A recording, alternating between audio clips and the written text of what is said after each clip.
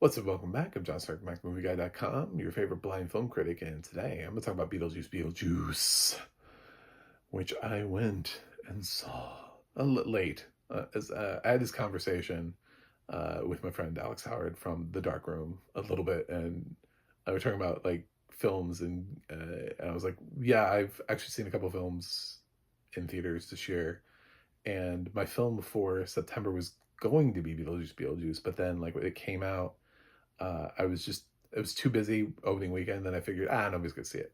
And then, so the funny thing is, my film that I wanted to go see in October was Joker Fallen 2, which, as soon as the reviews started coming in for that, I was like, I'm waiting for Max. So it gave me a great opportunity because I was like, well, what else? Is there anything else in October? I'm not really that interested in Venom 3 theatrically. So I guess it's still like, I think it's like third place this weekend at the box office. So it is. And so I took my shirt and went in, and people were like, what movie do you, and I was like, I don't know, make an educated guess. Which one do you think I'm here to see? With my shirt on. So, yeah, Beetlejuice, Beetlejuice. Um, and the audio description was done by Deluxe, narrated by I don't know. I, uh, yeah. So, audio description in theaters is weird because it's like, and I had this problem. I talked about it in Deadpool and Wolverine. No, it was Inside Out where I couldn't hear the credits, because it kept like the reception. I'm like, God, audio description is terrible in theaters. I don't even know why I do this. Like, it's so weird because it's like there's this equipment, but then there's like reception, and like it's like it can't reach you, but it's like, what do I need to do? Sit against the back wall of the theater? Do I have to climb all the way up to this giant stadium theater and sit up against the back wall? Like, does it really have that bad a range, or is it everybody's cell phones that are messing with it? Do people have too many Bluetooth devices in here? I don't know what it is, but yeah. So I had my, like I did with Inside Out, it was crackling in and out. It wasn't quite as like the Deadpool and Wolverine experience where the film was too loud. It was more of like a cutting in and out thing. So, on your description, I don't have many thoughts on. Sorry, um, because there were a couple of times where I was like the guy with Verizon, where I'm like, "Can you hear me now?" Like, I feel like I need to like hold my audio description device up and be like, "Hello, where's my, how many bars do I have?" Um, but that would be helpful, by the way, for future audio description devices for blind people. Let's put bars so that it'll let us know if we're sitting in a shitty place just ahead of time. You know, like, is this place acceptable for you? No? Oh, I only have one bar. Well, let's see if I can find a place where I have three bars. But the problem with that is now that we have to pick our seats, it's like, do I need to go back to the box office and be like, well, unfortunately, the seat I chose is a one bar seat, so I need at least a two or three bar seat. um, so let's talk about Beetlejuice Beetlejuice. It's the sequel. Uh, we've got Winona Ryder here, who is arguably the lead of the film now. Lydia is officially the lead because Alec Baldwin and Jenna Davis have not returned. I also have a review up, by the way. I'm doing a review at the same time of the original Beetlejuice, so check that out. We have probably second billing here. I'm trying to think, and I'm like, I guess, because the film bills people in a weird way. So I'm like, who would be second billing technically? I'm going to say Jenna Ortega has the second most amount of screen time. She's very integral to the actual plot of the film, by the way. So we'll go with Jenna. Third, Michael Keaton is Beetlejuice. I think he pops up enough here to qualify, but he's really close to sharing the same amount of screen time as Catherine O'Hara, who's back as Delia. They have relatively the same amount of screen time. Um, and fourth would be, I don't know, who else do we have in this film? Justin Theroux is here. Willem Dafoe pops up. We've got there's a kid, I didn't learn his name. There's a kid that plays a potential love interest for Jenna Ortega. Um, and there is Monica Bellucci, who is offensively wasted here. Like it's so fucking bad. Like I can tell you right now, I'm not giving this film an A. Just for the treatment of Monica Bellucci, A minus. Immediately, I will wipe that right off the table. If you're like, is he going to give it an A? No, no. We lost a full point just for the casting of Monica Bellucci in this film. She did Irreversible, and she deserves great roles, not roles where she barely speaks and does nothing, and her role doesn't even need to exist. She serves no purpose in this film at all. So that's enough of the main cast anyway. Jeffrey Jones is not in this. Alec Baldwin's not in this. Gina Davis not in this. The girl that played the realtor from the first movie is here. I can't think of her name, but she's here. And that's about it. That's the thing. So Lydia is now like a paranormal investigator type person who has like a TV show, and she's somewhat popular because she's using her ability to see ghosts and exploiting that and helping people like get their houses unhaunted or whatever. So she has a strained relationship with her daughter, played by Jenna Ortega. And they learn at the beginning of the film that Charles has died, Jeffrey Jones, because they didn't want to bring him back. Again, I said this in my review for Beetlejuice. Google it. You'll find out why nobody wants to work with Jeffrey Jones. You can... so even his sequence is done like claymation style. So it's kind of cute how they do that, which is really clever for Tim Burton, who has had those like, Nightmare Before Christmas, Corpse Bride type things. So I was like, I like how he incorporates that in here. And we're also introduced to Justin Theroux, who plays Winona Ryder's manager / boyfriend, who's a giant waste of space and also a waste of screen time. And I kind of wish they'd done different things with his character as well. But we find out that one of the reasons why Jenna doesn't like her mom is because she feels like she moved on from her dad. And it's like, you can see all these ghosts, but you can't see dad. And so that becomes a thing, is where is their dad? And where's this dad that they speak of? That somehow she found somebody, fell in love, married, had a kid, all between the first and second film. So, and then her husband died. So that's a leading thing for the film. And now Charles is dead, and he dies in a very weird way. I won't spoil it. It's a lot.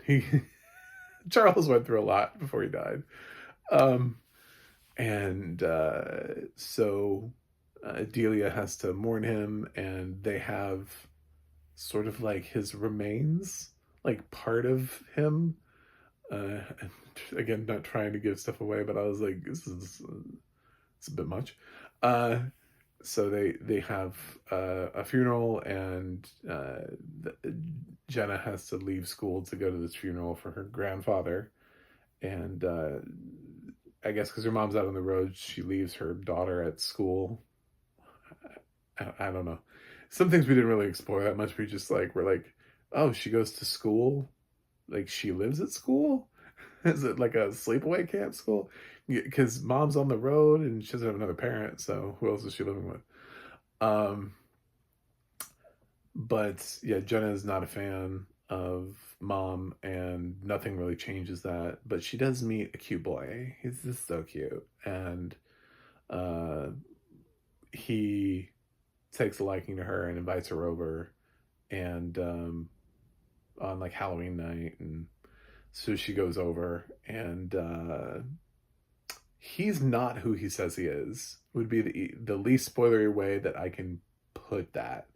And he puts her in danger, which requires Lydia to summon Beetlejuice, thus thrusting the plot forward, because the only way she can think of to save her daughter, because Gina Davis and Alec Baldwin literally do not exist. They don't even mention like where where they fucking went. Um, she doesn't have, I guess, any other ghost friends that she's accumulated over the years. So the only thing she can do is some of the one person who she's basically like, don't ever say his name. Like Jenna Ortega tries to say the name, and she's like, don't ever say that name. Like she's very adamant against it. So, but as soon as Jenna's in danger, in peril, openly says the name. And so the film becomes Beetlejuice coming back, and of course he still needs his contract because he still needs to marry a living person so that he can be brought back to the world of the living. So that's still his shtick from the. It's less creepy though now, because now she's not underage, so it's slightly less creepy, which means Beetlejuice comes across as a slightly more likable character in this film. Um, they've also bogged down the film with this useless fucking plot where Willem Dafoe is a dead TV detective who is following. I don't even know why he's following. Is this the underworld? And the rules of the underworld make no sense anymore. Um, he's a detective who's trying to hunt down Monica Bellucci, who is stealing souls, and he thinks Beetlejuice is somehow involved. It turns out that this was like Beetlejuice's ex. There's a backstory there, but I think Monica Bellucci has like 5 lines, words, like maybe like 1 line the whole time. She barely speaks in the film. Does nothing with her, like nothing with this character. She shows up and sucks a couple souls out and then like leaves, and there's really nothing to this character. It's so fucking weird that she's even in this movie. She seems like such an afterthought. It almost feels like the movie, like they were contractually obligated to deliver a 2-hour movie, but Tim Burton didn't write a 2-hour movie, so they were like, well, somehow you need to get to 2 hours. And he's like, well, I guess I could add this other plot. This whole thing doesn't work. I want a director's cut of the film that features no Willem Dafoe or Monica Bellucci, and I think that's a stronger movie. Everybody has complained about it. It really is. It really is what it is. And it's not that Willem Dafoe is doing a bad job. It's a good role for him. He just doesn't. There's no reason for him to exist. He doesn't even help in he doesn't ever mix with any of the other plots. He never helps to try to get Jenna Ortega back or anything. He's never helpful or useful. He just has his own subplot that means nothing, has nothing to say. Um, it's sort of spoilery, but we do eventually see the husband down in death, the world of the dead, in his whole journey. And I was thinking, like, a lot of people died really violently, and they had somebody who already had a very similar situation. His thing was basically too close to 2 jokes they'd already made. They basically combined 2 jokes. They combined Charles's death with this. There's a lady that Beetlejuice is sitting next to in the waiting room, and he's like, I've always been a bit of a dog person myself. It's like they combined those 2 jokes for the dad, and I'm like, why did he die in a horrific way? Why does he why saddle him with this death? It's, first of all, it's a really specifically odd, weird death to have, but he's like, his death is being represented in scenes, and it's like he's trying to have this like nice sweet moment, and like it's okay, I'm sorry you can't see me type of thing, but his death is so bizarre that it's just like it takes away from the power of what that scene could have been. And I just would love to know why Tim Burton decided that, why he made that choice, because it's such a weird death. It's something that you would have to actually try to go do. Like, it's something that you would like, and then there are hundreds of ways we could die every day. This is not one of them. You know what I'm saying? Like, this is something you really have to go be in to really try to do in a specific place at a specific time, and in order to to get this stuff. So I don't know. It didn't really work for me. There were parts of this that just didn't work, but there's a lot that did. And Jenna Ortega is great in this. Um, and I would have loved for them to just cut a lot of the bullshit out and focus more on the mother-daughter relationship here, and even the generational relationship. I liked what they were doing with Catherine O'Hara, and she could have used more screen time too. So you have like the three women across the three generations, and making them the leads would have made way more sense than adding in all these extra characters. Just expand their thing. I don't mind the fact that the dad shows up down there, but I also don't need Justin Theroux. At least the way that he's written is just really dumb, and everything that they add into his character, it's like, did you guys not have a strong enough script for this? Like, you spent this long and you couldn't think of a Beetlejuice sequel other than this? Because it feels like there is a plot here. There's a really strong plot between mother, daughter's dumb thing being tricked by somebody, and which reveals something about her character also. The fact that she can, anyway, the fact that it ever even happens to her, I think is interesting. So that reveal worked for me. The reveal of, I mean, there's stuff here that happens with the core characters that are part of the Dietz family work. Beetlejuice is fine. Michael Keaton is as funny here in the second film as he was in the first film. He doesn't feel like he's like old Beetlejuice. This doesn't feel like the last Indiana Jones movie where Harrison Ford is like, give me a walker, you know? Like, I'm really old. You can de-age him, but you can't de-age the voice. That whole de-aging sequence thing but he still sounds old. His Beetlejuice's voice is it's still that gravelly Beetlejuice voice, so it kind of still works. I enjoyed all those performances. The teen is fine. The one that she falls in love with, whose name I can't remember because he's not really a notable actor right now. He was fine. I don't have a problem with that. But yeah, I would have rewritten Justin Theroux's character and dropped Willem Dafoe and Monica Bellucci from the film entirely.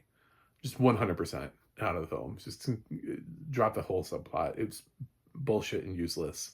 Has nothing to say, means nothing, does nothing, says nothing, and it's killing the film. So I'm amazed this movie is making that much money at the box office, because I don't think anybody's walking out of the film going, wow, that Monica Bellucci, Willem Dafoe subplot was something. I don't.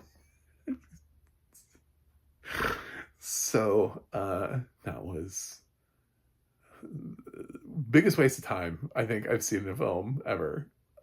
Was the subplot. It just has. It's like, why is it over here? One of the things I thought was really weird that I picked up on was there's an exchange between Lydia and Delia, and Delia's like, well, you always resented me ever since your mother died. And then Lydia responded with, she's not dead. And I was like, what? And I thought, like, the whole time, I thought that was Lydia's whole thing, was that her mom died and then her dad remarried Delia. And I mean, like, even that's like the whole thing of the musical, right? Dead mom, dead mom, dead mom, I need. And then I realized, having just seen also the first one, I was like, did they actually talk about it? Like, I don't think they do. Like, I was like, that's a weird flex from Tim Burton to like decide to rewrite what it's almost like if they make. I said this so if you watch both reviews, I'm sorry. But the thing with like Field of Dreams is like, it's like, if you build it, they will come. It's almost like you make a sequel, like just reminding people, if you build it, he will come. With a sequel just to drive home that point. Like, you're so pissed off that people are misquoting it that you have to make a sequel. So it's like, feels like Tim Burton made a sequel just so that he could set the record straight and be like, I never actually killed off her mom. Rewatch the film. You know, like everybody assumes that, but they never, she never talks about her. She's just like this thing that just never exists. So, weird. It's a weird scene. It's weird that they don't really have an answer to what happened to Alec Baldwin and Gina Davis. Lots of things are weird in this movie. Anyway, it's not a perfect sequel. It's definitely got some issues. I know people are like, well, these nostalgia sequels from legacy sequels from many years ago, they don't, you know, some of them, not everything can be Top Gun Maverick. You know what I'm saying? Like not everything just immediately works. And this is true of Beetlejuice. The thing about this is that it's trying to do way too much. And nobody really told Tim Burton no. Nobody really said, you know what, dude, that doesn't quite work. Here's what does work. But the thing is, there is stuff here that works. There's a core main story that works. And it's interesting and it's fun.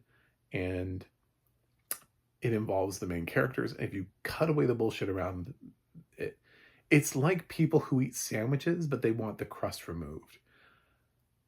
I want the crust removed. Do you know what I'm saying? Like, there's still a sandwich there that can be had, but yeah, that crust is gross. So, and Tim Burton served me crust, and I asked for no crust. So I didn't need the external shit. I didn't need Monica Bellucci, Willem Dafoe, Justin Theroux. I didn't need them in this film. So if we had gotten rid of all that and their subplots, you have a movie. But unfortunately, you added the shit. So now I have a sandwich with crust. So I'm going to give Beetlejuice. I'm going to give it a B-. I don't think it's not a bad movie. It's definitely not Ghostbusters Frozen Empire. But I think the problems that a lot of people have with Beetlejuice are absolutely valid. But at the same time, they're very self-inflicted wounds that he didn't need to do. And it's nothing about the legacy part of it works really well. It's when you try to interject these newer characters, you're not doing it in an organic way. They always feel externally non-related to the main plot of the film. Nobody's integrated in a way where it's like, it's not like Justin Theroux joins them on the journey. You know what I'm saying? Like he's tangentially attached. He's not really there. So the only person who's new and is actually integrated into the plot is Jenna Ortega. And she basically is the plot of the film. So that's it. Anyway, thanks for watching. Thanks for subscribing. I'll see you guys on the other side.